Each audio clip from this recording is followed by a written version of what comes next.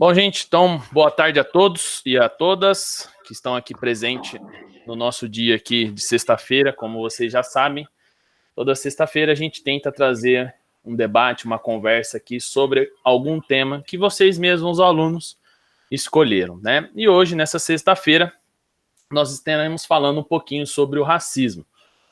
Tem muita coisa a se discutir, a gente presencia muito disso na nossa sociedade, mas aqui a gente vai ter um tempo limitado para discutir, claro. A gente vai falar uma introdução a respeito desse tema e vai deixar aí a brecha para vocês pesquisarem, se interessarem e buscarem cada vez mais sobre esse movimento importante do nosso país. Eu queria lembrar a todos que isso aqui é uma conversa, então a gente exige a ordem, a gente exige a educação, tá? Como já vem acontecendo nos outros dias, tudo bem? E queria agradecer a presença de todo mundo, os alunos que estão presentes aqui, que cedem um pouco do seu tempo para estar com a gente e escutar esse papo, que falta muito aí na escola pública, então a gente está tendo essa oportunidade desse momento online de ter esses debates, essas conversas e trazer pessoas aí com conhecimento grande e compartilhar com a gente, como o professor Vlad e a professora Juliana da semana retrasada, tá? Eu gostaria de começar, né, fazer uma pequena introdução antes de passar a palavra para o professor, que a gente vem discutindo aqui a desigualdade, certo? Nós vimos aí um pouco da desigualdade econômica que existe no nosso país, nós vimos a desigualdade de gênero, que existe também presente, muito presente aqui no nosso país, e hoje a gente vai falar dessa desigualdade maior ainda, acho que é uma das mais preocupantes do nosso país, que é o racismo, né?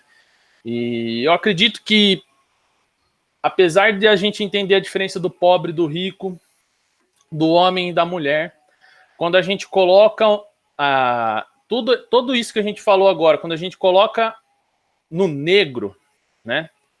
Todo esse problema se agrava, se torna, vamos dizer assim, é um reflexo pior do que a gente imagina quando a gente fala do negro, principalmente nesses dois assuntos também, tá?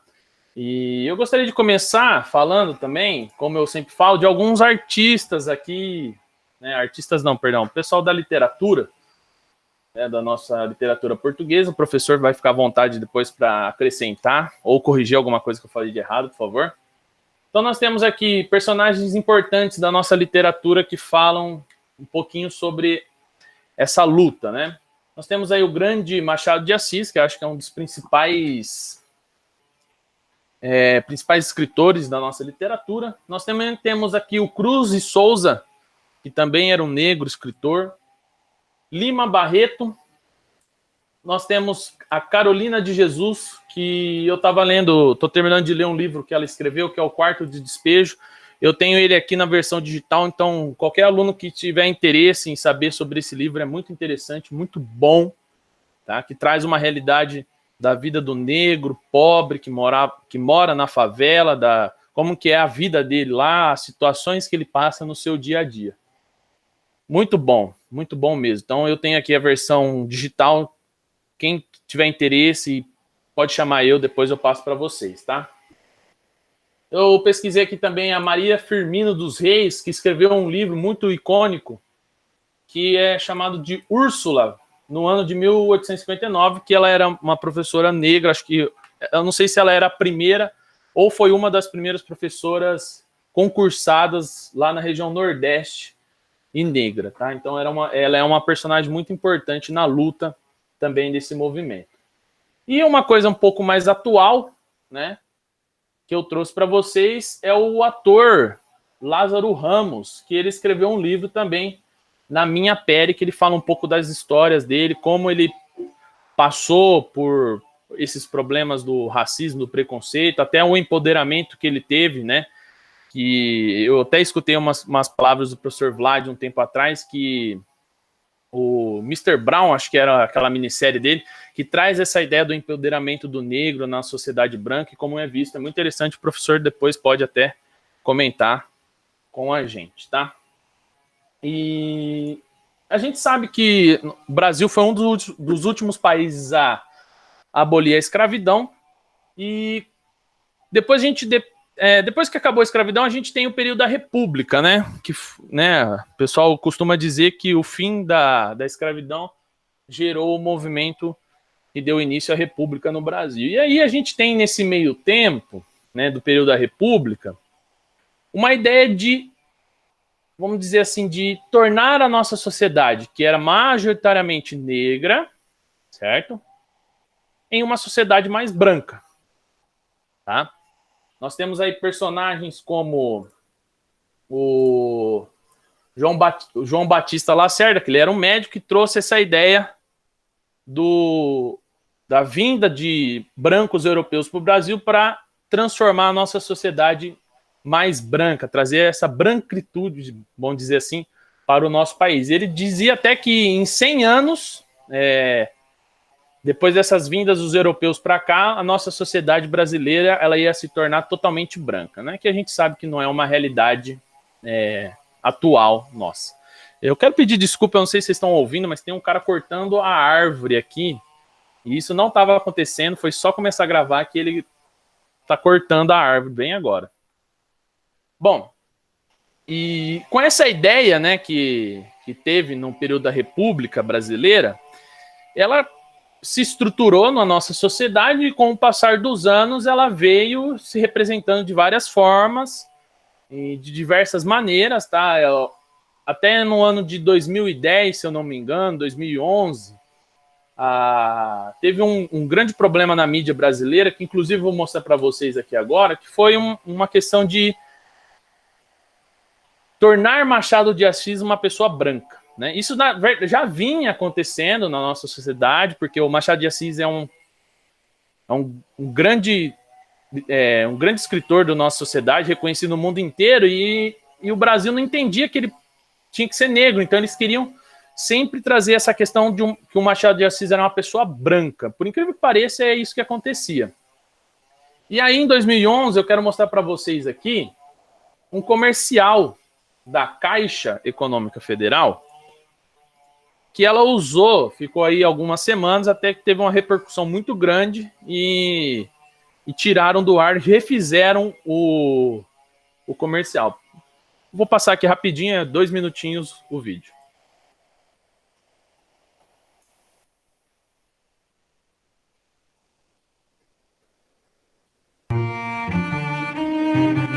Pensar no futuro é algo tão importante que até os imortais fazem isso. Pensar no futuro é algo tão importante que até os imortais fazem isso.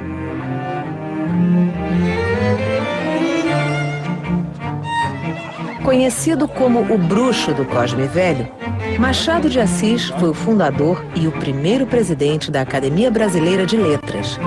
E o universo das letras não era o único lugar onde o maior escritor brasileiro tinha o seu merecido destaque. Doutor Machado, que posso ajudar o nosso ilustre escritor? Vem fazendo o que faço todos os meses, o depósito na poupança. A história de Machado com a Caixa durou anos, tanto que a Caixa esteve presente até num dos seus últimos escritos, seu testamento. Possuo também várias quantias recolhidas à Caixa Econômica em caderneta número 14.304. Caixa, 150 anos, uma história escrita por todos os brasileiros. Bom, vocês percebem aí, né, como essa característica de trazer esse personagem branco, isso foi em 2011, tá? Veio através da história, veio através da nossa sociedade, como isso está preso na nossa cultura, essa ideia de não aceitar o negro nela, e principalmente os grandes personagens da nossa história que foram negros, a gente não aceita eles como negros, a gente tenta trazer eles como branco, né? E aí, um outro banco, ele também fez um comercial, só que um pouco diferente, que eu quero mostrar para vocês também, para vocês verem a diferença. O problema é que esse banco que fez essa propaganda, ele acertou na ideia, né, de mostrar que a nossa sociedade é a maioria negra, então é ela que está dentro desse banco, só que isso incomodou pessoas do alto escalão, da hierarquia, certo? Então eu quero mostrar para vocês rapidamente aqui.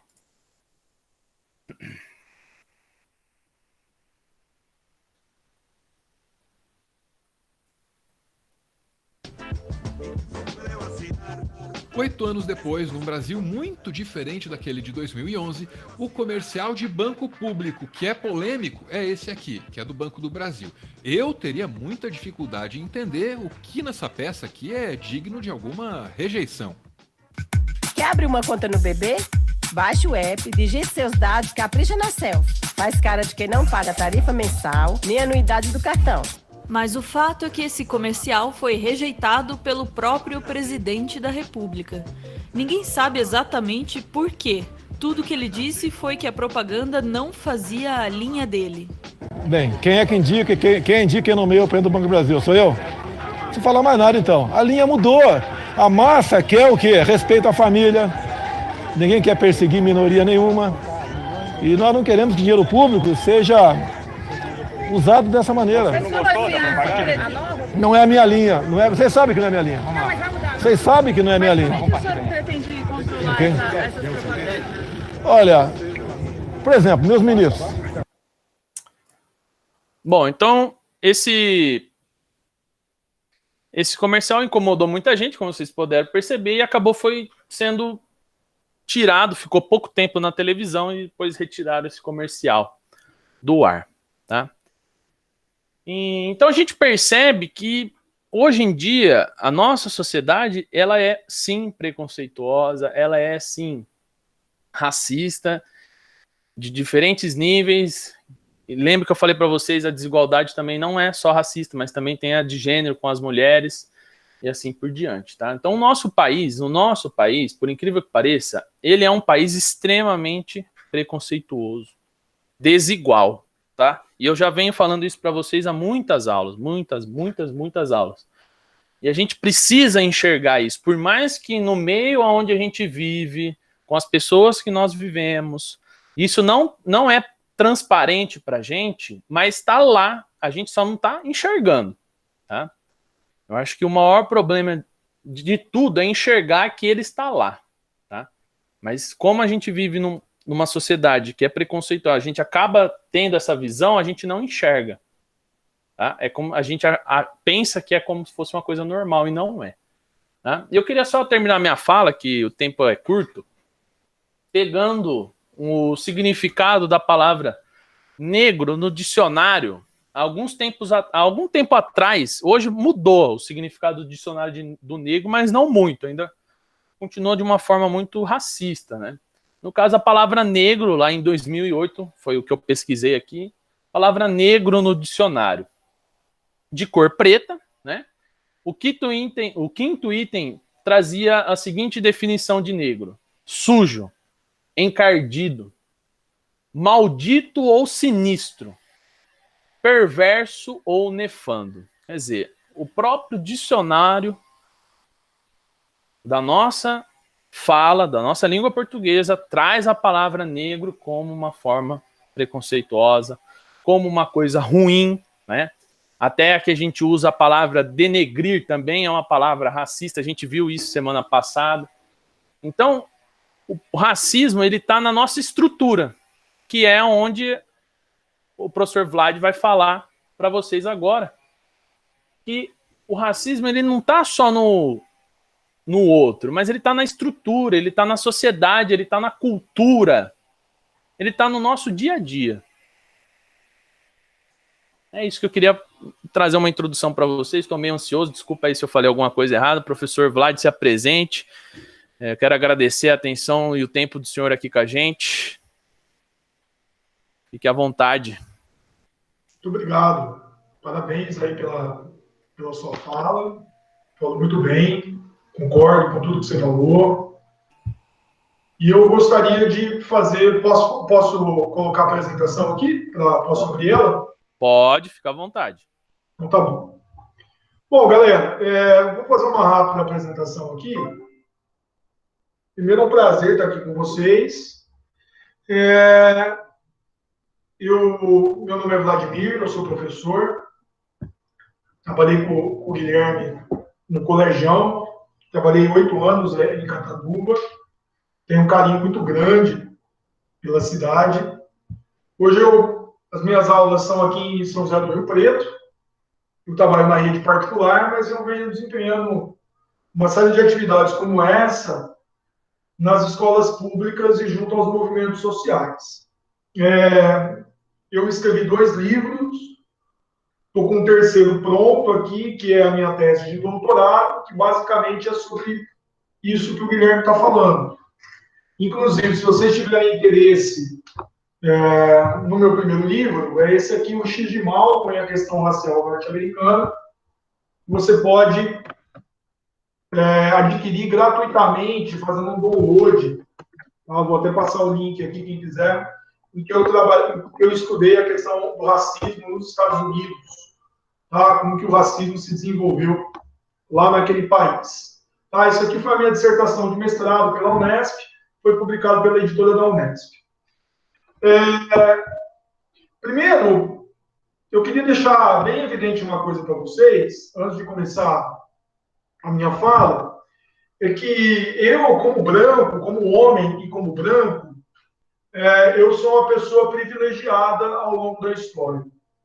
Tá? E mesmo que a gente diga assim, poxa, mas eu não me considero uma pessoa racista, eu não me considero uma pessoa preconceituosa, eu não tenho preconceito em relação à cor da pele, em relação a gênero, em relação à orientação sexual. Tudo bem, a gente vamos na boa fé acreditar que nós não praticamos essas formas de discriminação. Porém, o que acontece? Nós, enquanto sujeitos da história, nós como homens, eu estou colocando a figura do homem branco, tá? Nós aproveitamos de toda uma estrutura que se construiu dentro da história do Brasil, que é uma estrutura racista. E essa estrutura, ela criou privilégios ao longo da história do Brasil. Só para você ter uma noção básica disso, a gente poderia pensar da seguinte maneira, né? Eu, por exemplo, cresci numa família de classe média, aqui em Rio Preto, num bairro exatamente de classe média mesmo, um bairro católico, um bairro trabalhador, e eu tive muitas oportunidades que a maioria da população brasileira não teve. Por exemplo, oportunidades de estudo. Embora eu tenha estudado na escola pública a maior parte da minha vida, eu tive a oportunidade de fazer universidade pública. Acabei fazendo Unesp, coisa que no Brasil é para poucos. Mas essa constituição dos privilégios, que acabam diferenciando as pessoas, ela pode ser vista da seguinte maneira. Vamos pensar primeiro em coisas bem simples, né? Por exemplo, eu nunca fui parado pela polícia na rua, eu nunca sofri uma batida policial. Tá? Será que isso tem algo a ver com a minha cor? Quando eu vou ao shopping ou ao supermercado, ninguém ficou atrás de mim tentando ver se eu ia roubar alguma coisa, se eu ia furtar algo do supermercado. Tá? Quando eu estou andando na rua, quando eu andava na rua antes da pandemia, nenhuma pessoa, ao me ver, passou para o outro lado da rua.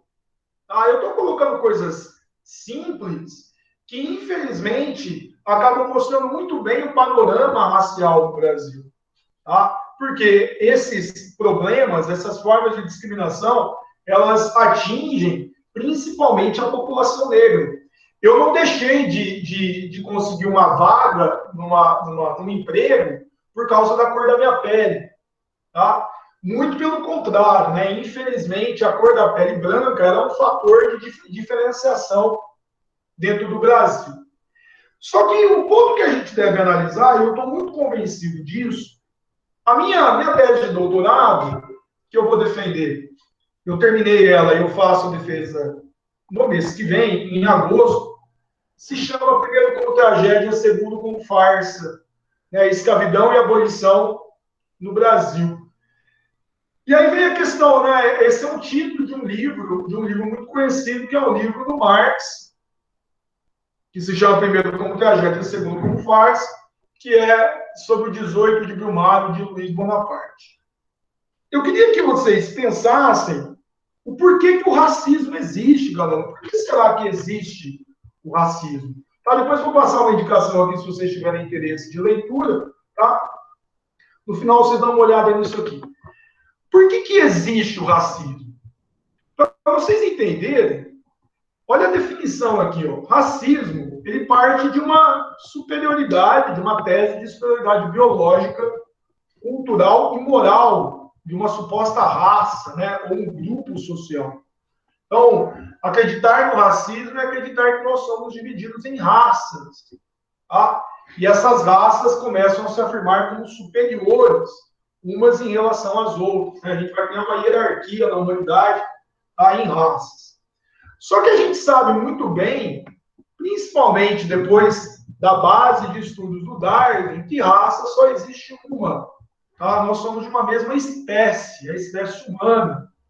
E mesmo que exista uma variabilidade genética entre o branco, tá, o amarelo, o vermelho, o negro, essa variabilidade genética ela é mínima para que a gente possa subdividir a humanidade em raças. Tá?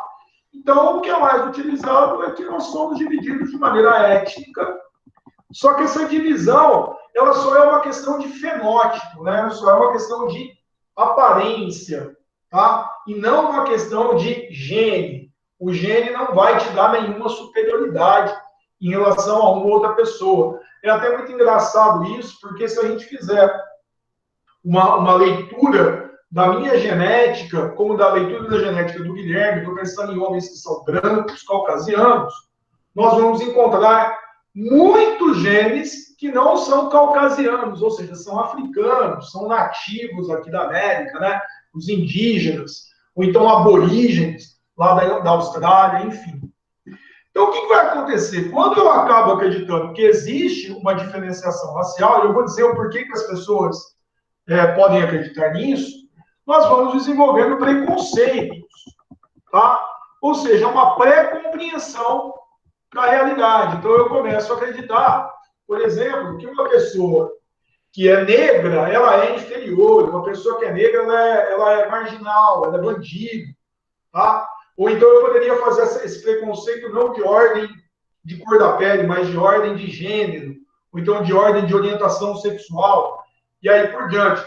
E eu acabo diferenciando a humanidade, excluindo essas pessoas de um processo econômico, um processo político e assim por diante. Tá? Você vai perceber que nós temos também a questão da injúria. A injúria é uma forma de racismo. Só que no nosso Código Penal, ela é vista como uma ofensa à honra. Ah, fulano, aquele cara é um negro macaco. Tá? Essa é uma injúria de ordem racial. Ah, tinha que ser um pobre vagabundo. É uma injúria de conotação social. Tá? Eu posso ter uma injúria de conotação religiosa e assim por diante. Depois a gente poderia até ver o porquê que não faria muito sentido eu dizer que eu sofri uma injúria por ser branco, por exemplo. Tá? Eu posso até depois falar um pouco sobre isso, que na minha visão não faz o menor sentido. Tá, mas de onde vem o racismo? Por que existe o racismo? Para a gente entender isso aqui, a gente pode fazer uma breve história da superioridade. O que isso significa?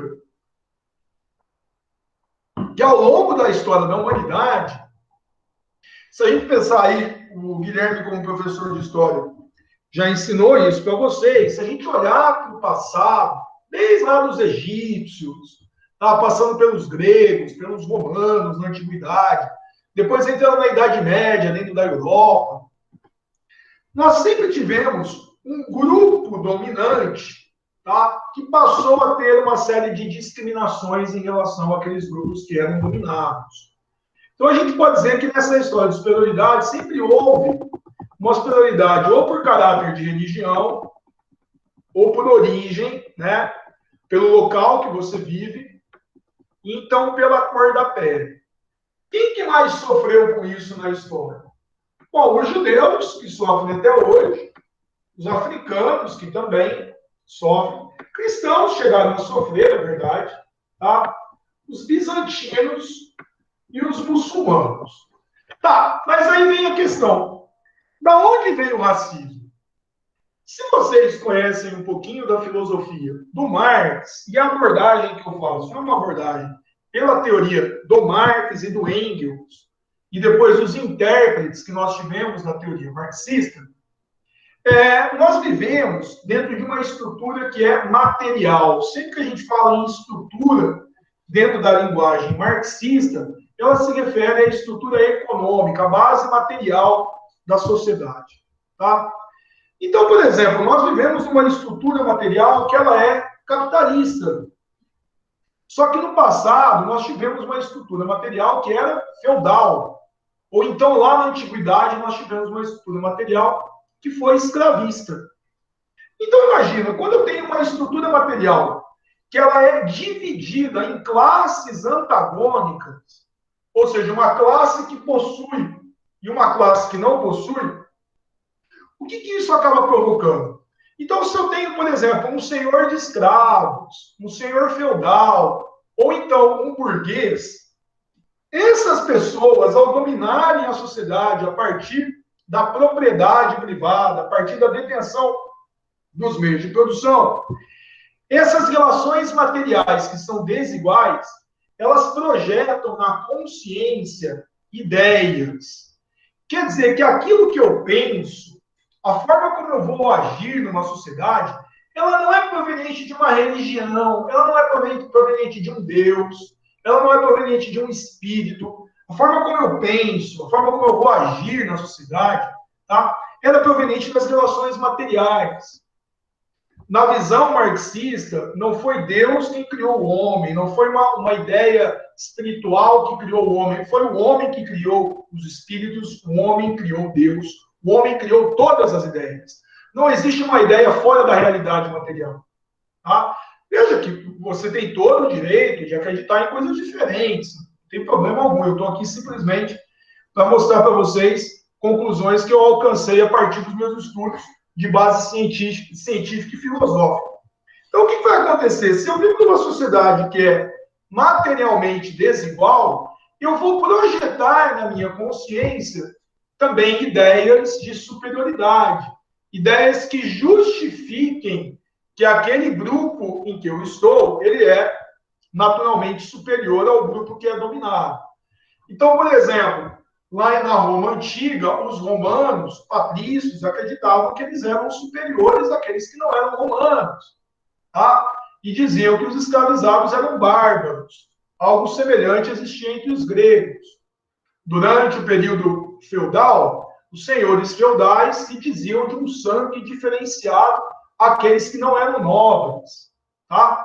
Quando a gente começa a modernidade, nós temos nobres e burgueses querendo justificar a sua superioridade para um novo modo de produção que era o capitalismo, tá? E que estava se desenvolvendo naquele instante. Só que o que acontece? A partir das grandes navegações, se a gente olhar para esses grupos que foram discriminados, quem mais foi discriminado foi quem, gente? Foram os africanos. Porque naquele momento, a burguesia que estava se expandindo, o que essa burguesia fez? Ela queria fazer uma acumulação de capital, e naquele momento era crucial para que isso acontecesse que fosse feita a escravidão. Tá? A escravidão passa a ser utilizada como uma forma de enriquecimento da burguesia, e essa burguesia vai precisar justificar o porquê da escravidão, o porquê que ela iria escravizar outras pessoas. Tá? Ou seja, se eu vivo numa estrutura material que é desigual, eu vou projetar na minha consciência ideias de superioridade.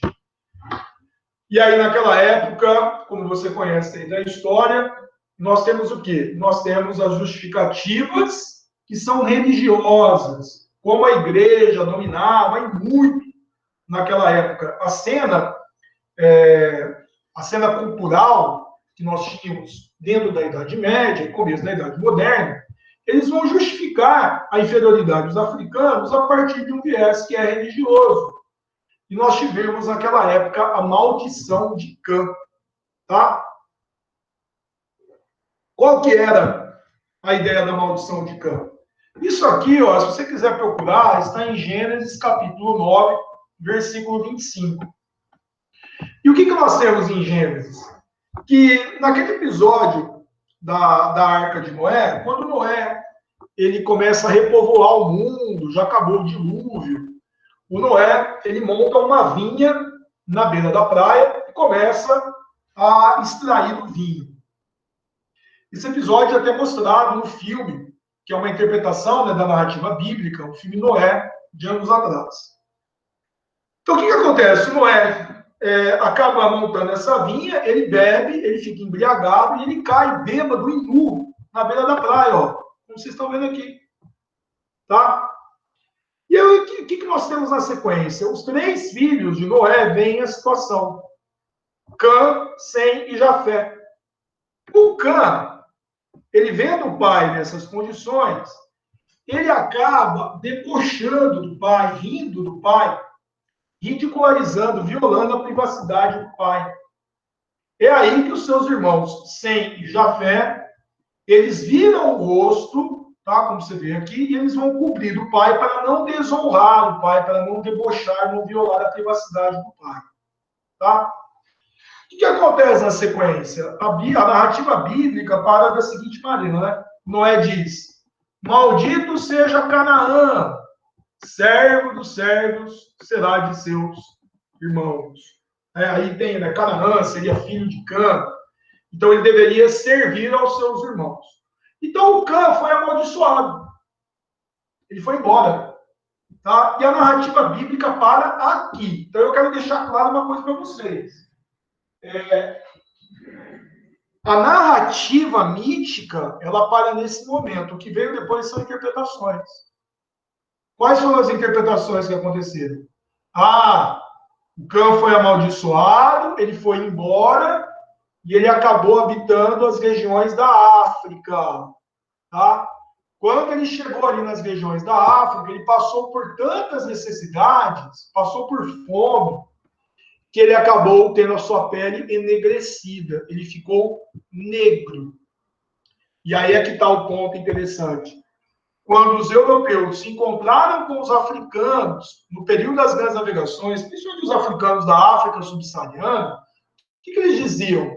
Olha ali, esses caras, eles são descendentes do Cã. Esses caras são amaldiçoados. Se eles são amaldiçoados, então eles devem ser escravizados. Isso foi trazido para o Brasil pela Companhia de Jesus. Nós tivemos Padre Antônio Vieira, por exemplo, justificando a escravização dos africanos. Quer dizer que, se a minha base material ela é desigual, e eu tenho uma classe dominante, essa classe dominante vai fazer o quê? Ela vai criar justificativas para a escravização daqueles que são considerados inferiores. Naquele momento, a visão era religiosa. A partir do século XIX, até o Guilherme citou isso na fala dele, a partir do século XIX, o que nós tivemos? Nós tivemos as posições do racismo que era dito científico. Esse é um ponto muito interessante, porque naquele instante a religiosidade estava perdendo força. Né? No século XIX, o desenvolvimento do iluminismo, o evolucionismo do Darwin, vai começar a diminuir o poder da religião. E naquela época, segundo a Revolução Industrial, a burguesia consolidada no seu controle político e econômico, e expandindo os ideais liberais, tá? Essa burguesia, ela vai começar a defender uma nova forma de dominação, tá? Essa nova forma de dominação não vai ser mais pela religião, vai ser por meio da ciência. Muitos supostos cientistas, o Cartwright, o Linneu, o Morton, o Galton, o Agassiz, tá? Von Martins, entre tantos outros, Lombroso, vão começar a dizer que os africanos eles eram inferiores, não mais por uma questão religiosa, eles eram inferiores por causa de estudos científicos. E o que eles começaram a fazer? Eles começaram a fazer estudos de crânio, craniologia. Tá? Olha que interessante essas imagens aqui. Eles começaram a fazer medição de crânios, mostrando que os crânios dos africanos eram mais próximos a um crânio de um símio, né, de um orangotango. Olha que loucura isso. Tá? Quer dizer que no processo de evolução, os africanos estavam próximos dos macacos, enquanto os europeus haviam tido uma evolução totalmente diferente em direção ao progresso, em direção ao desenvolvimento, tá, da ciência, o desenvolvimento material, de toda aquela industrialização. Então, por isso, pelos europeus serem superiores, eles teriam o direito de ir à África, à Ásia, extrair as riquezas daqueles povos e levá-los em direção à civilização, ensinando eles hábitos, tá, costumes que eram considerados superiores. Então, olha que interessante. É muito importante que você visualize que essas justificativas são todas provenientes de uma ordem material que é extremamente desigual. Essas justificativas se tornam, na prática, o que nós chamamos na teoria de Marx e de Engels de ideologias.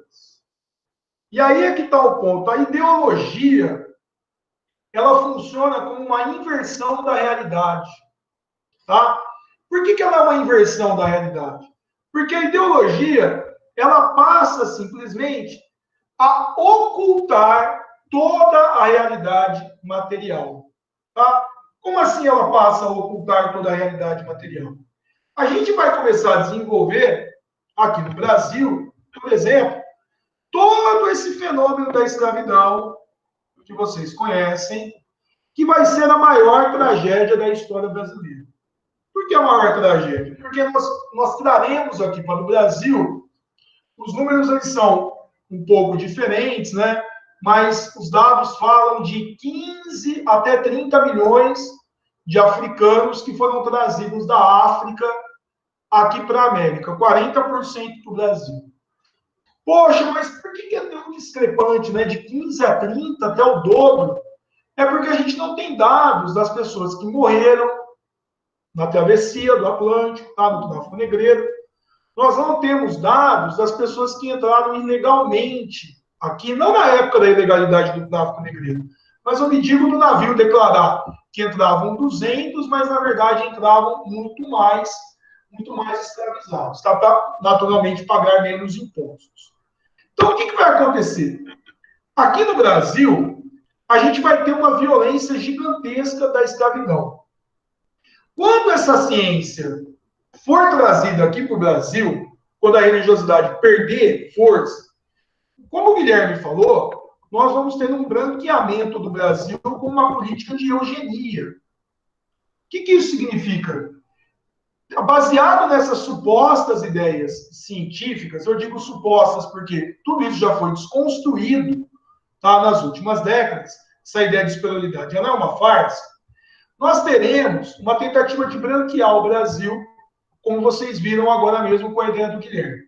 Isso foi representado na arte. Olha que interessante essa imagem aqui. Ó.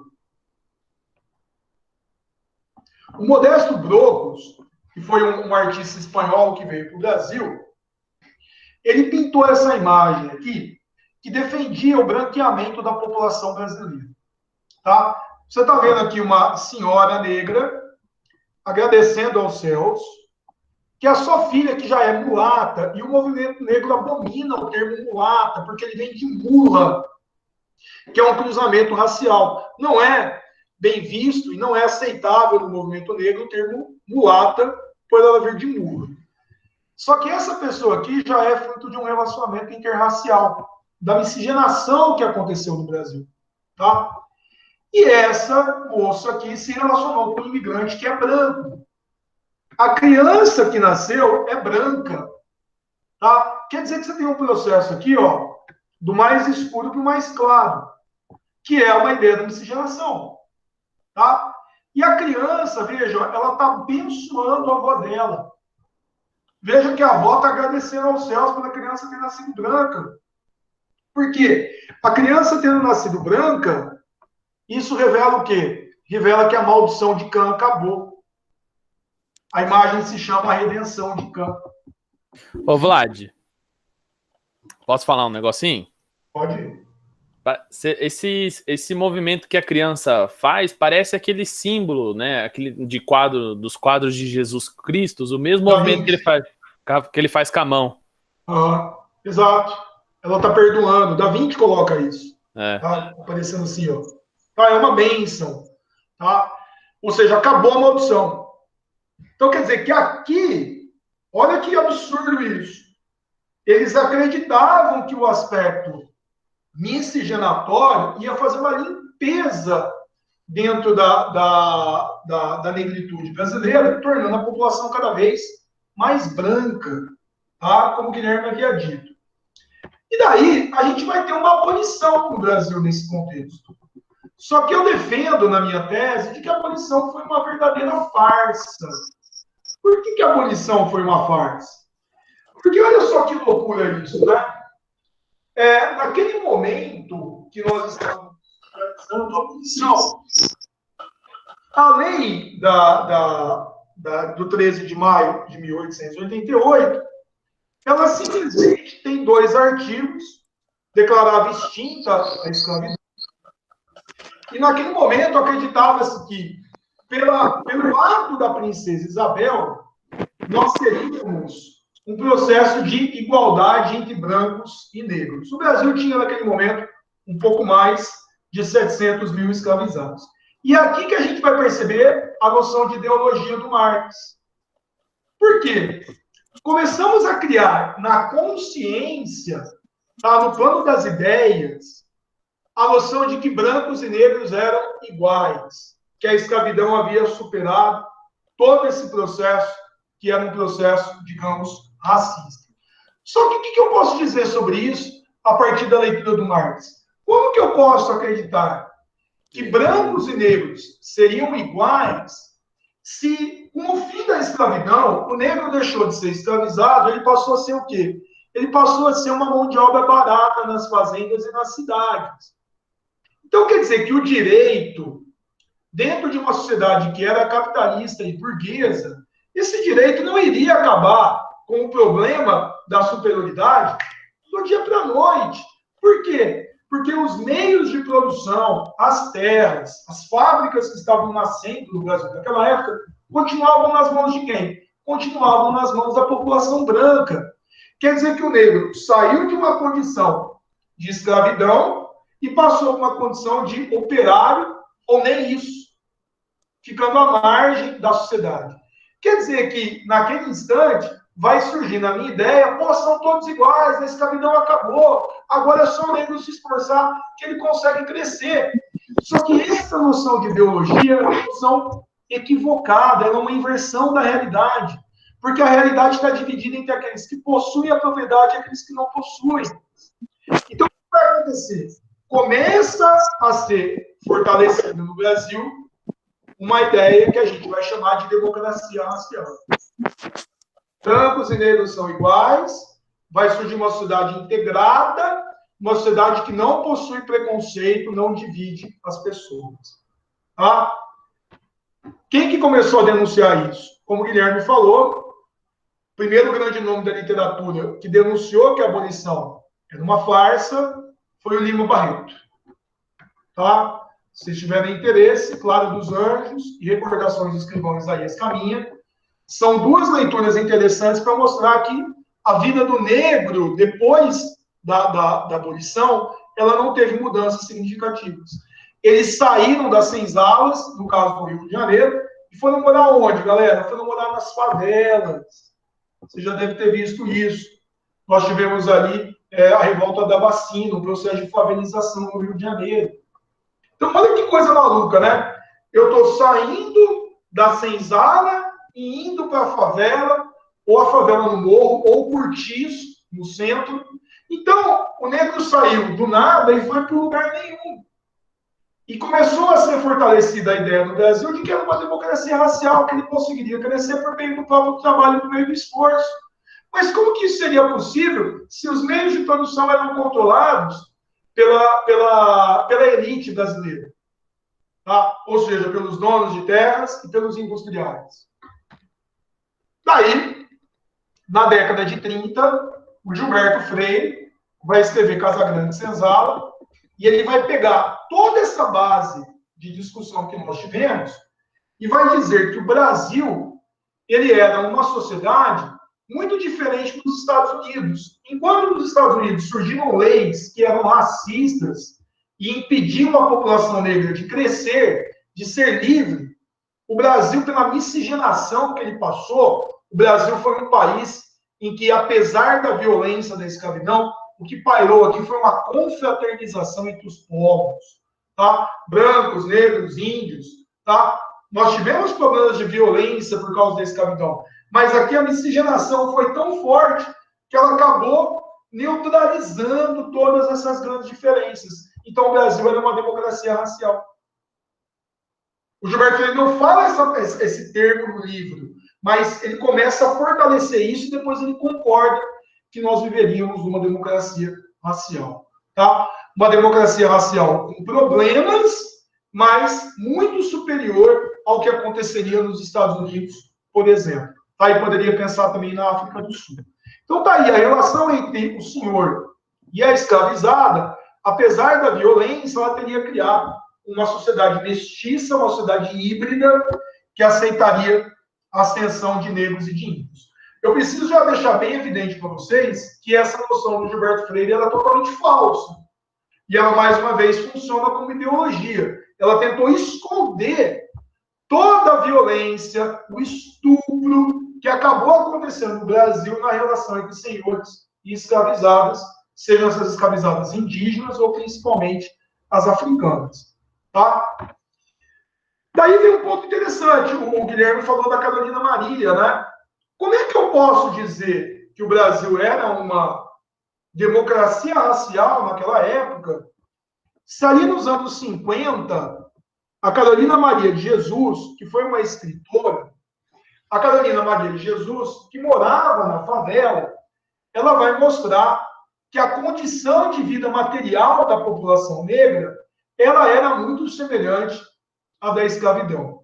Carolina passou fome, foi mãe solteira, era catadora de lixo, tá? E praticamente vendia almoço para comprar a janta.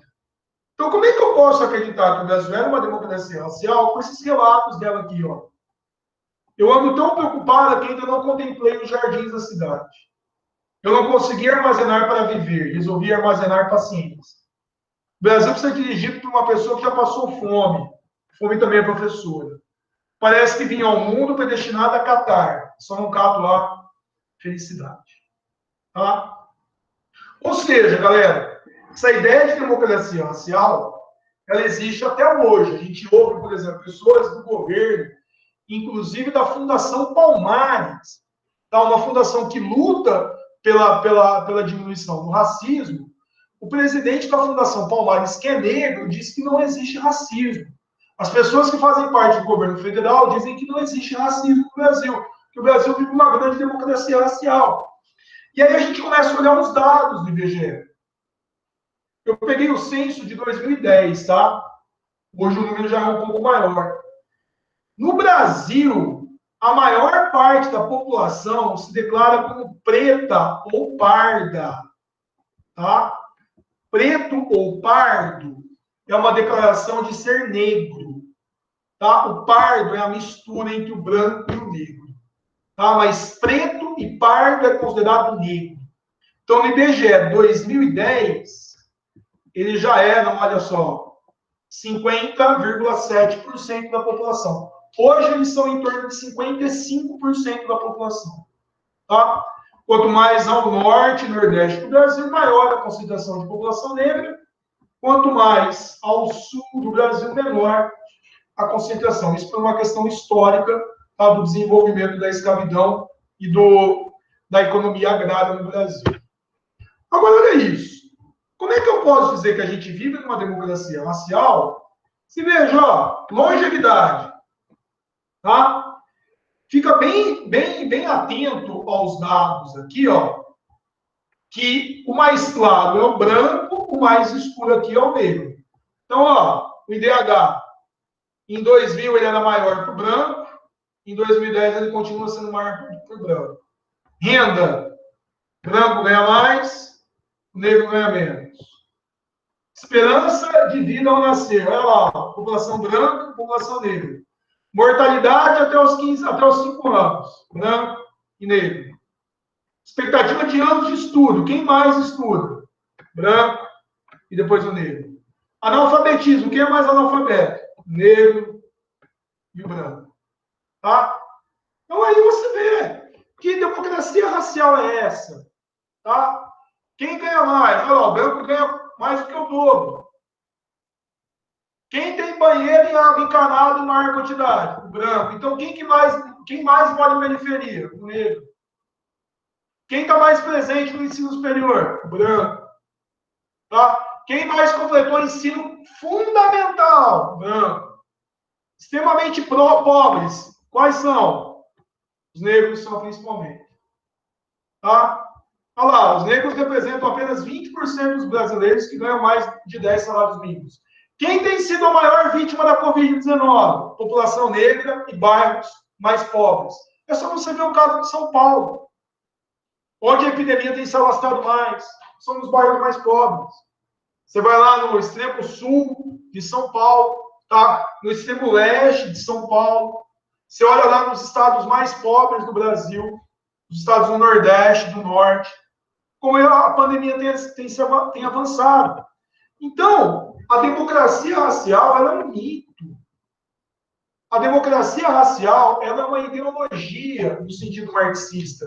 Ou seja, ela oculta, ela esconde a realidade. E qual é a realidade? Que ainda existe no Brasil uma grande diferenciação entre brancos e negros. Isso acontece porque a população branca no Brasil ela é a detentora dos meios de produção, é ela que detém as terras, é ela que detém as grandes empresas.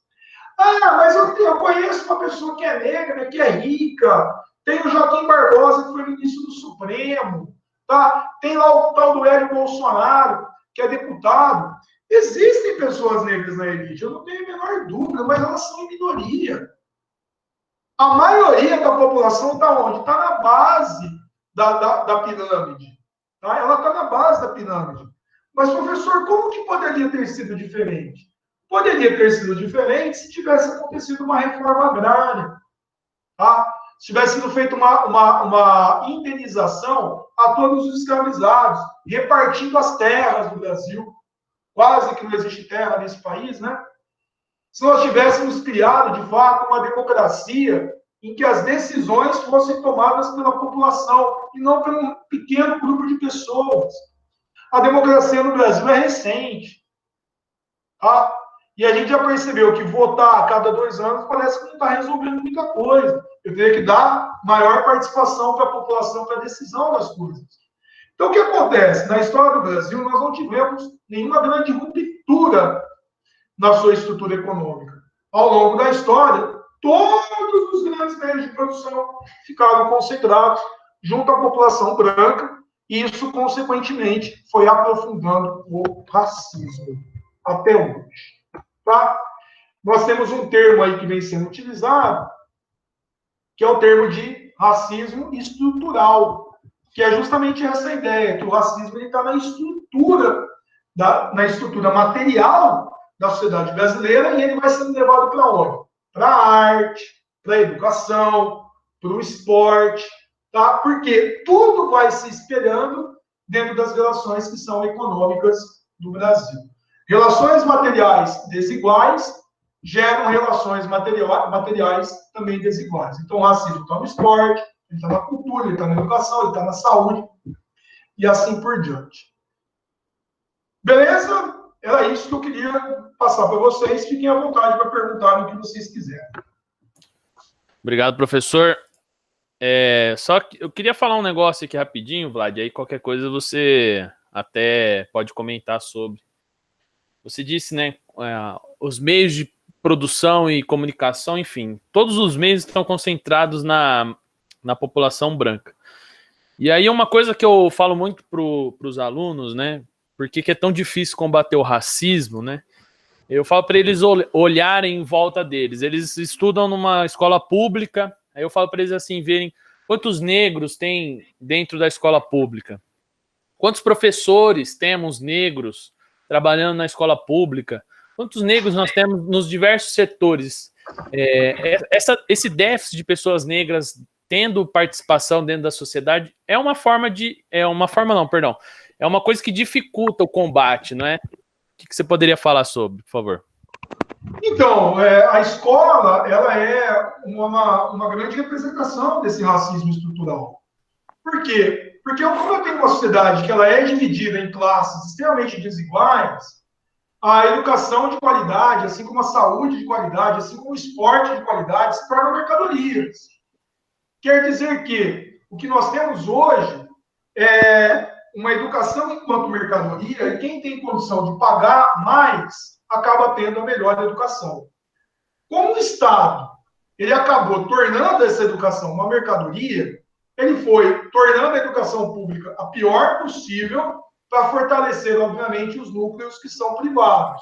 Tá? Você percebe aí, é óbvio isso, que as escolas privadas, elas, em geral, têm índices muito superiores às escolas públicas. Então, como eu vivo numa sociedade muito desigual, as pessoas que não têm condições econômicas acabam pagando onde? Na escola pública. Ou seja, se a população negra, como a gente viu nos dados, ela tem uma renda menor, naturalmente ela vai usar o quê? Ela vai usar a escola pública, ela vai usar a saúde pública, ela vai usar o esporte público, o transporte público, tá? E o que acontece? Essa população, quando ela vai competir com a população que tem maiores condições econômicas, num vestibular, por exemplo, ela acaba ficando com poucas ou então nenhuma das vagas. Então, eu teria que criar a seguinte ideia, né? Pô, é só vocês se esforçarem aí, é só vocês estudarem bastante que vocês vão conseguir passar. Mais uma vez, isso está a serviço da ideologia. Por quê? Porque mesmo que você se esforce o máximo possível, pouquíssimos, ou então nenhum, vai conseguir chegar às grandes vagas, tá? Que são as mais disputadas, e acabam ficando com quem? Com aqueles que tiveram as maiores oportunidades, que são os verdadeiros privilégios no Brasil. Então, o que acontece? A política de cotas, ela existe justamente para tentar, veja como eu vou dizer, amenizar esse processo, para que quem é da escola pública concorra com quem é da escola pública, quem é da escola particular concorra com quem é da escola particular. Ela diminui, mas ela não acaba com o processo de desigualdades. Eu queria responder a Maria Clara, que colocou uma pergunta em relação a isso. A pronúncia certa seria preto e não negro. Negro foi um jeito ruim de chamar uma pessoa preta. O movimento de discussão nos Estados Unidos... Ô, Vlad, cortou aí e a voz não saiu. Você pode repetir a resposta? Eu vou chegar à resposta agora.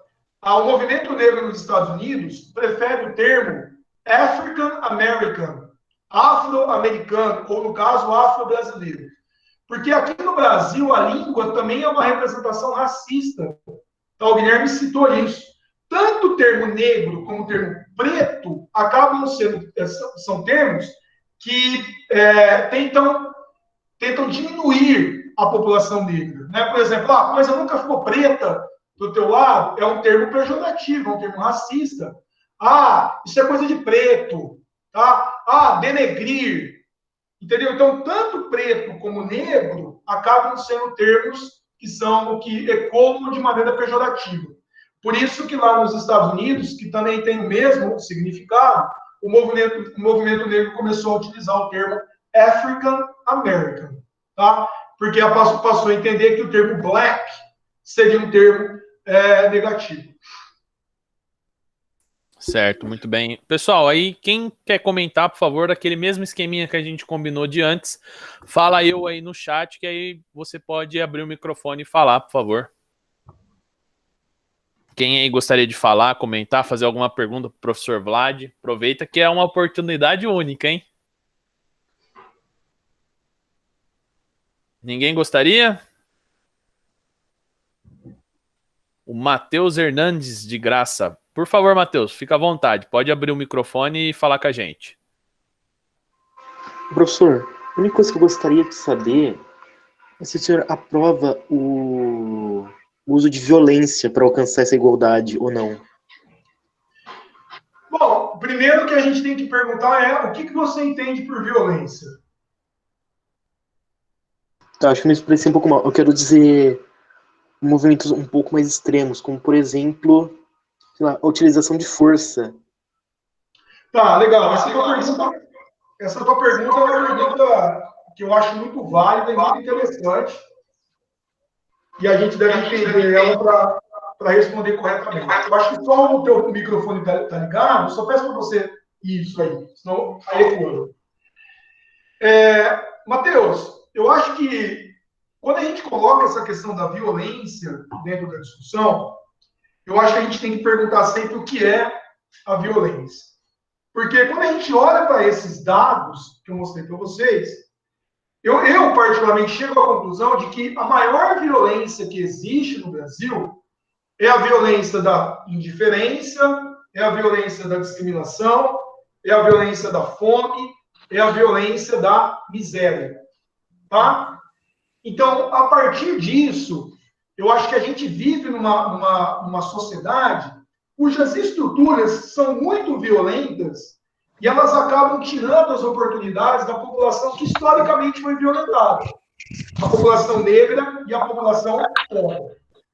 A partir disso, eu acredito, pelo menos na minha visão, que é legítimo, e eu vou pegar o exemplo dos Estados Unidos, tá?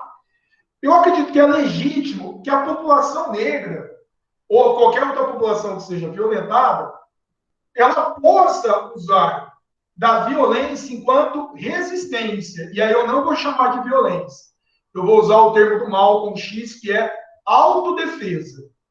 Se você olhar para os Estados Unidos, a formação dos Estados Unidos foi feita pelas ideias liberais. E no liberalismo, cujo grande nome inicial é o John Locke, ele dizia que se o Estado não garantir à população os seus direitos, que são chamados inalienáveis, os direitos básicos, a vida, a liberdade e a propriedade privada, a população poderia exercer o seu direito de rebelião. Quer dizer que ela poderia usar da força para resistir a toda a dominação que impede a existência da sua vida. Então, olha que interessante. Na verdade, eu vou usar as palavras do Malcolm X, se a gente não tomar cuidado, a gente vai acabar invertendo a situação.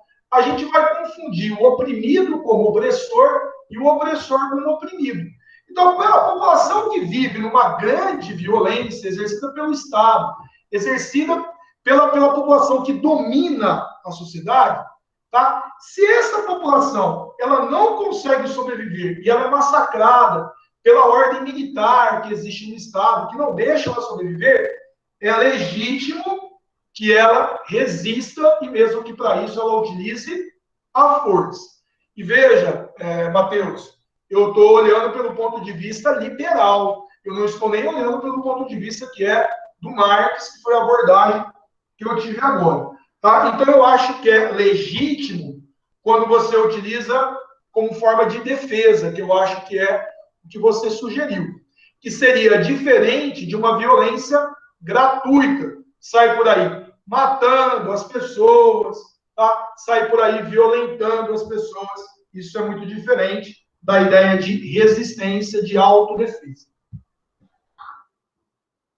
Muito bem. O Gilmar perguntou, professor, se preto e negro são ofensivos, qual seria a outra palavra? No caso, o professor disse que seria afro-brasileiro, correto? Isso, eu coloquei no chat aí também. Pessoal, mais alguém gostaria de falar, de opinar, dar a sua opinião aqui para o professor ou fazer alguma pergunta para ele? Fica à vontade. Esse é o momento de vocês aí. Isso aqui que a gente está fazendo, por favor, que eu pedi para o professor Vlad para ele vir aqui falar com vocês. Mais alguma coisa? Pode abrir o microfone e perguntar, gente. Não precisa ter vergonha, não. A gente sabe que ele é doutor, mas ele não quer dizer nada. Imagina, o título não significa nada. Exatamente. Posso falar? Pode, fica à vontade. Você acha que as cotas vão resolver o preconceito do Brasil? Muito boa pergunta, Kennedy. Não, elas não vão resolver o preconceito no Brasil. Elas podem ser uma forma de amenização. Eu poderia comparar a questão das cotas com a própria Lei Áurea. Só a lei, ou então só as cotas, elas não resolvem o problema. Tá? Elas não resolvem o problema porque a base material do Brasil continua sendo extremamente desigual. A cota, ela ameniza. Eu acho a cota positiva. Tá? mas ela não resolve o problema.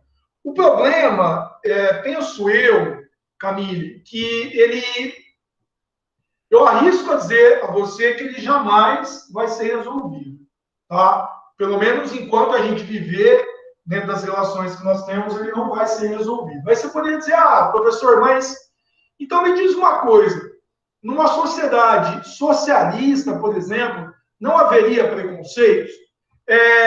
A resposta continua havendo preconceitos. Em Cuba, a experiência cubana mostrou que as noções de superioridade foram mantidas, porém em menor grau. Na situação da União Soviética, ela também existiu. Na China também, tá? Só que em formas menores. Tá? Não há garantia nenhuma que uma revolução de caráter socialista resolveria o problema. Se não resolveria o problema, como se resolveria? Penso eu que muitas dessas questões, elas fazem parte das relações humanas. Quer dizer que se é das relações humanas, onde existiam sociedades, existiu preconceito, existiram formas de preconceitos. Eu tenho a certeza, Camille, de que a sociedade extremamente competitiva que a gente vive, ela aumenta os preconceitos, ela torna o preconceito hiperbólico, exagerado, de diversas maneiras. Então, a opressão contra o negro, a opressão contra o pobre, a opressão contra a mulher, a opressão contra o LGBTQ+, a opressão contra o deficiente. Eu não tenho dúvida de que a sociedade capitalista ultraliberal que a gente vive, ela é o maior dos males. Eu tenho certeza disso. Então, quer dizer que para transformar esse racismo, ou as formas de preconceito em geral, eu deveria mexer na estrutura material dessa sociedade. Eu precisaria tornar a sociedade menos desigual para que existissem menos preconceitos. Certo? Cota ameniza, tá? Mas ela não resolve. A cota cria uma oportunidade, mas ela não resolve o problema, porque está lá a pessoa que é negra e ela está dentro de um hospital, vem uma pessoa branca, olha para ela, pode achar que ela é, por exemplo, um funcionário qualquer, ou jamais um médico, né? Estranha que ele seja um médico. E isso é um sintoma do nosso racismo estrutural. Certo, muito bem. Camille, quer falar mais alguma coisa? Não, professor, era só isso. Obrigada. Não, de nada. Eu queria que o que o Gilmar está querendo dizer com racismo religioso? A questão do candomblé, da Umbanda? Ô, Gilmar, pode falar aí, Gilmar. Só toma cuidado, fala com o microfone um pouco longe da boca, hein? Senão sai muito alto. O que eu quiser... que você acha do racismo religioso? Por exemplo, você acha do racismo como, por exemplo, a do Adolf Hitler, essa opressão em questão religiosa? Isso mesmo que eu quis dizer. Entendi, amigo. Olha, Gilmar, o Hitler, ele é a maior representação do racismo que a gente tem dentro da história, porque o racismo que aconteceu por ali, ele foi sistemático no sentido de eliminar todos aqueles que eram considerados inferiores, todos aqueles que não eram arianos. Então, Hitler, ele é o maior exemplo de toda essa discussão. Quando a gente fala de um racismo religioso, ele existe, sem dúvida alguma. E ele atinge principalmente aqueles que professam uma fé diferente da fé dominante do país. Então, por exemplo, qual é a fé dominante no Brasil? É a fé cristã, católica em sua maioria, e protestante, evangélica, neopentecostal em segundo lugar. Tá? Então, quer dizer que pessoas que não têm essa fé, sejam elas ateus, ou sejam elas espíritas, ou sejam elas muçulmanas, ou principalmente que sejam de matriz africana, sofrem um preconceito muito grande. Eu só quero que você tome cuidado com uma coisa. Quando a gente fala que o racismo ele é religioso, ele tem que envolver a cor da pele e a fé dessa pessoa. Então, essa pessoa, ela sofre um tipo de exclusão porque ela é negra e praticante do candomblé. porque ela é negra e praticante da Umbanda, tá? Porque eu não poderia dizer que uma pessoa que é branca e praticante do espiritismo sofresse um racismo. Ela pode sofrer um preconceito religioso, tá? A pessoa é branca e ela professa o candomblé, ela professa a Umbanda. Ela sofre um preconceito por ter aquela fé. Ela só vai ter o racismo quando nós tivermos, por exemplo, o caso da cor associada à religião. Legal, professor. Gilmar, quer falar mais alguma coisa? Ou era isso mesmo? Oh, legal, muito bom, Gilmar. Pessoal, mais alguém? Gostaria de falar mais alguma coisa?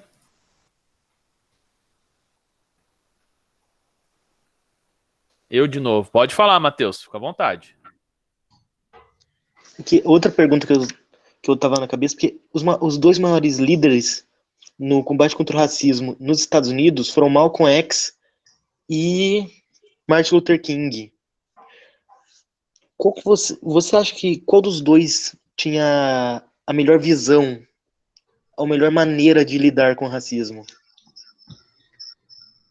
Isso é uma boa pergunta, cara. Isso é uma boa pergunta. Olha, eu acabei estudando bastante isso, né? Acabei escrevendo um livro sobre o Malcolm. Quando a gente pensa nessas duas lideranças, a gente tem que olhar, vou usar uma expressão aí da Djamila Ribeiro, que é uma grande filósofa, uma mulher negra, que é a questão do lugar de fala, né? Da onde que os dois falavam. O local de fala do Martin Luther King era diferente do Malcolm. O Martin Luther King já era um negro que teve acesso ao estudo, um negro que representava uma classe média norte-americana dos anos 50. Quer dizer que era uma população que já estava numa condição material muito melhor do que a maior parte da população negra que estava na base da pirâmide. Quer dizer que essa galera, que era inclusive cristã, era uma população que já tinha uma intelectualidade maior do que a maioria da população negra, essa população ela se juntou ao Martin Luther King e ao discurso do Martin Luther King de resistência pacífica. O que é a resistência pacífica? A resistência pacífica dizia que a população negra deveria caminhar pela desobediência civil. O que é isso?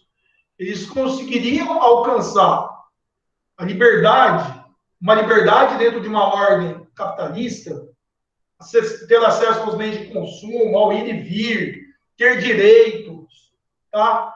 Chegar na universidade se eles simplesmente boicotassem a lei. Leis que são racistas devem ser desobedecidas.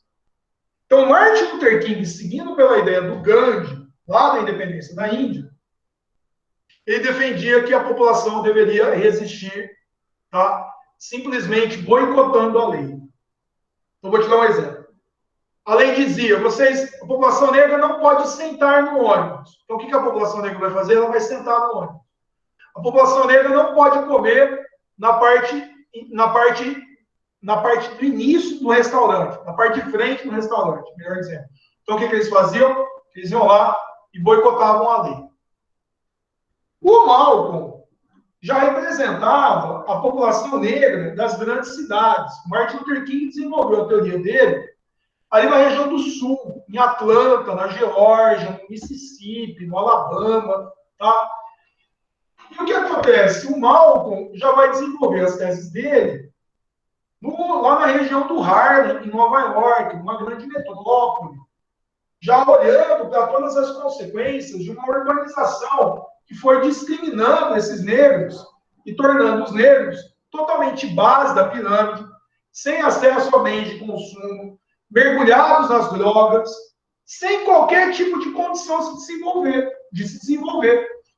Então, o Malcolm, falando para essa população negra que era mais pobre, se comparado ao grupo do Martin Luther King, e o Malcolm era muçulmano, ele acreditava que a população negra ia sair dessa condição se ela passasse como eu falei e respondi, eu acho que foi você que perguntou, se ela passasse a se autodefender. Quer dizer, que se a população negra, se a população branca agisse de maneira violenta com a população negra, como você viu no caso do George Floyd, que era algo absolutamente comum naquela época, tá? Era direito da população negra de resistir usando da força. Ele não chamou de violência, ele chamou de autodefesa. Tá? Qual dos dois é a melhor forma? Digamos que para uma ordem econômica capitalista e que é bem vista aos olhos de uma maioria, a posição do Martin Luther King ela foi a posição mais aceita. Foi a posição mais aceita porque é uma posição que não iria causar, digamos assim, nenhum grande problema para o desenvolvimento norte-americano. Quer dizer que, digamos que dos males o menor. O pessoal está fazendo passeata, manifestação, mas não está pregando violência, tá? Então, quer dizer que essa maneira do Martin Luther King, digamos que era mais acomodável ao sistema econômico norte-americano, sistema econômico e político. Digamos que o Martin Luther King acabou tendo muito mais abrangência do que o Malcolm. Não por acaso existe um feriado de Martin Luther King e não um feriado de Malcolm. Malcolm foi visto nos Estados Unidos, ao meu ver, totalmente de maneira equivocada, como um terrorista. Sendo que, na verdade, quem era terrorista era o Estado norte-americano. Quem praticava o terror, o horror, era a violência do Estado norte-americano que não aceitava a igualdade de direitos para a população negra. Só que hoje, 60 anos daquela discussão, o Malcolm morreu em 1965, o Martin Luther King morreu em 1968. Os dois foram assassinados. A gente pergunta se o problema racial nos Estados Unidos foi resolvido. E a resposta que eu te dou é não, não foi resolvido. E não vai ser resolvido tão cedo. Por que não vai ser resolvido? Porque a população negra, que é em torno de 60 milhões de pessoas no país, em torno de 15% da população, essa população negra ela é totalmente marginalizada e ela não tem uma igualdade de oportunidades. Quer dizer que essa população negra ela está longe dos melhores empregos, ela está longe da riqueza material do país. Essa população negra ela está na base material da sociedade. Então, quer dizer que aquela ideia do Martin Luther King, que foi muito importante, eu admiro muito o Martin Luther King, tá? Ela não resolveu o problema racial. Ela acomodou a população negra dentro da sociedade de classes, permitindo que essa população criasse uma classe média, alguns fossem para a elite econômica, fossem aceitos dentro da parte artística, foram aceitos nos esportes, mas ainda hoje vocês veem os preconceitos, mas não resolveu o problema. Não resolveu o problema, por quê? Porque eu tenho certeza, o problema maior está onde? Está na ordem econômica de uma sociedade extremamente desigual. E aí que está, quem é branco passa a ter muito mais oportunidades pelo desenvolvimento histórico que foi me dando privilégios daquele que é branco. Então, não é uma coisa que você vai resolver com uma simples lei, não vai resolver com uma simples política. Você vai começar a resolver quando você fizer uma grande ruptura dentro da estrutura econômica. Caso contrário, o que vocês estão assistindo aí vai continuar muito frequente. Muito bem. Matheus, quer falar mais alguma coisa? Não, era só isso.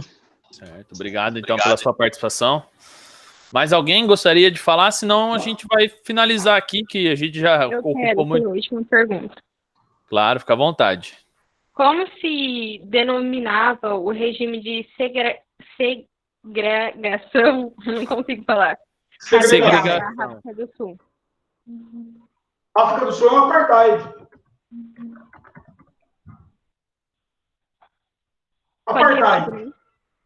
Entendi. Coloquei no chat aí. Entendi. Apartheid, numa das línguas das tribos africanas da África do Sul, o afrikaner significa separação, segregação. Nos Estados Unidos, Se você quiser perguntar depois, quiser pesquisar, Jim Crow. Tá? Era isso, Camille? Era só isso, obrigada, eu vou pesquisar. Valeu, obrigado então. Pessoal, mais alguém? A última pessoa, senão a gente finaliza, já passamos até do tempo que eu tinha previsto. Mais alguém? Tô suavão, professor, tô suave. Então tá bom. Ô Vlad, então eu quero agradecer a sua presença, muito obrigado mesmo por você ter cedido o seu tempo, eu fico muito feliz de você ter participado e trazido essa palavrinha para os alunos da escola pública, eles com certeza vão te agradecer muito por isso. E eu queria, assim, para finalizar, professor, assim, eu discuto muito com eles a questão de fazer a diferença, porque eu quero que eles sejam agentes transformadores da sociedade que eles irão participar daqui para frente.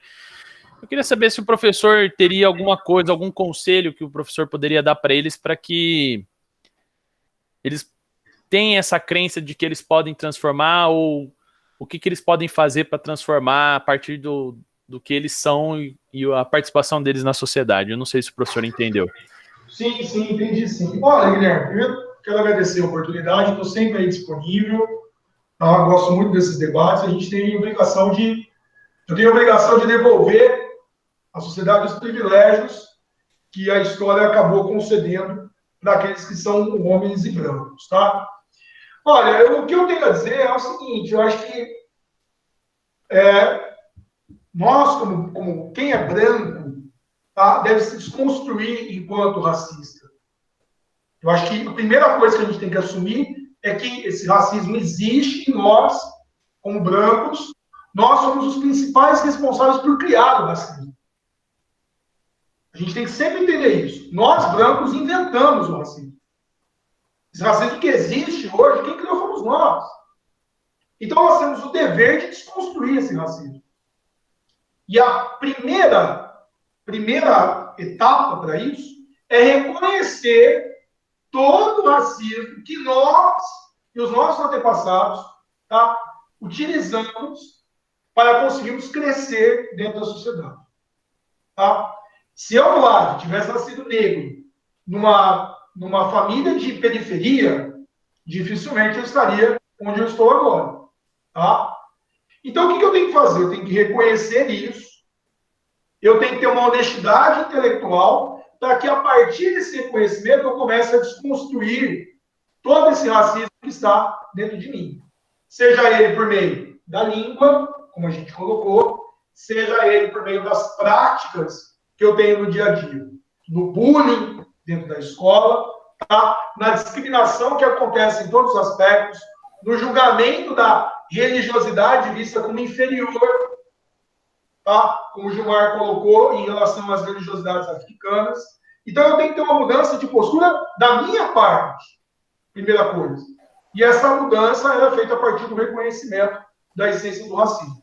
Depois, os próximos passos, eles vão demandar necessariamente o que você faz com a sociedade. Então, por exemplo, se eu tenho uma empresa, eu posso fazer políticas, eu posso tomar ações voltadas ao desenvolvimento da população negra. Tá? Eu não posso ter preconceito em relação à contratação de um negro. Tá? Eu posso auxiliar no estímulo dessas discussões dentro da minha empresa. Tá? Eu preciso levar isso para os espaços de poder. Tá? Então, eu acho que esses seriam boas ações que nós tomaríamos para que a gente pudesse enfrentar e combater o racismo. Certo, professor, muito obrigado. Gostaria de falar mais algumas palavras? Não? Então, certinho, gente.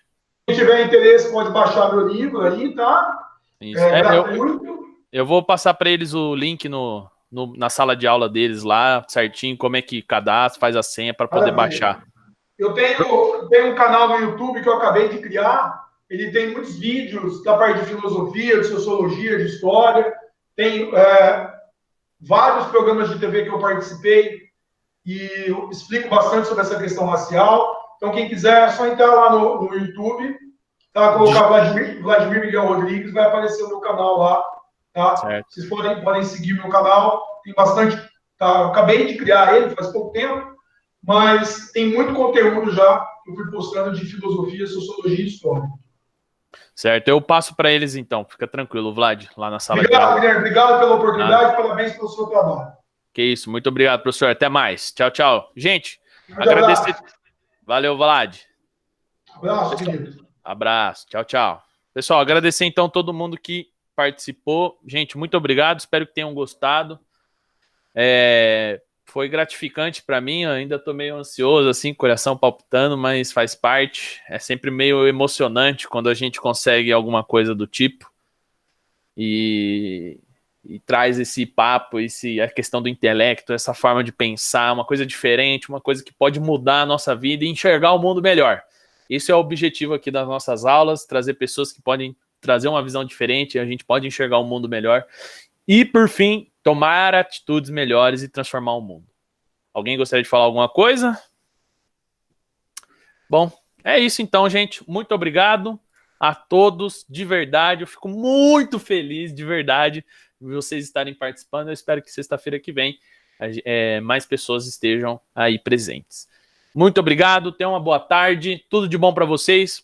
Um grande beijo e até mais. Tchau. Falou!